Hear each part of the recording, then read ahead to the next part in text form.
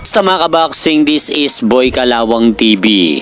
So kani-kanina lang po mga idol, dumating na sa Las Vegas, Nevada sina Canelo Alvarez at Terence Crawford para sa kanilang mangyayaring final press conference sa kanilang mangyayaring bakbakan sa September 13. Dahil 4 na araw na lang po mga idol, magaganap na ang kanilang laban.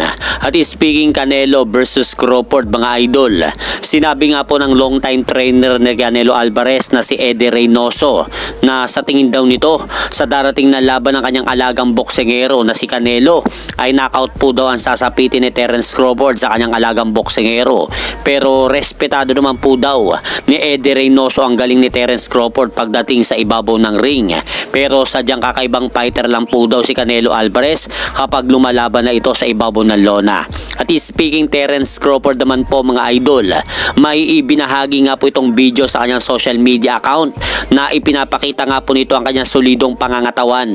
At makikita po natin na hinihimas pa mga idol ni Terence Crawford ang kanyang ilang buwan na pinaghirapan na 6-pack abs. At sinasabi pa nito sa video na easy work lang daw para sa kanya ang ma-achieve ang ganitong solidong pangangatawan.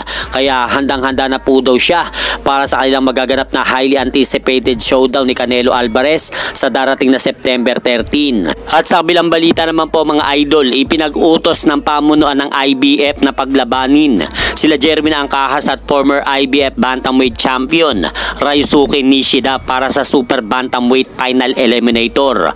Ayon po yan sa inilabas na report ng Viva Promotion.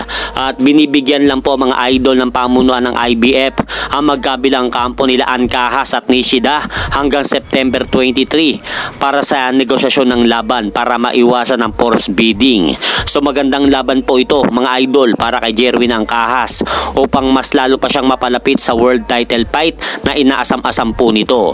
At sa mga hindi naman po nakakakilala sa makakalaban na yan ni Angcahas mga idol, ito po yung tinalo ni Junto Nakatani nung nakaraang buwan lamang sa bansang Japan, kung saan tinalo nga po ito ni Junto Nakatani sa pamamagitan ng RTD sa round 6 ng kanilang laban matapos iayaw ng ring position ang kanilang laban dahil sa pamamaga ng kanang mata ni Ryosuke Nishida sa laban. Kaya magandang laban po ito para kay Jeremy Angcahas mga idol upang masubukan po dito ang ganitong mga dekalibreng kalaban sa Super Bantamweight Division. At hanggang dito na lang po muna ang aking update sa maaganapan sa mundo ng boxing. At syempre mga idol, huwag nyo rin pong kalimutan pakisuportahan nyo naman po muna ng ating munting channel. Maraming salamat po.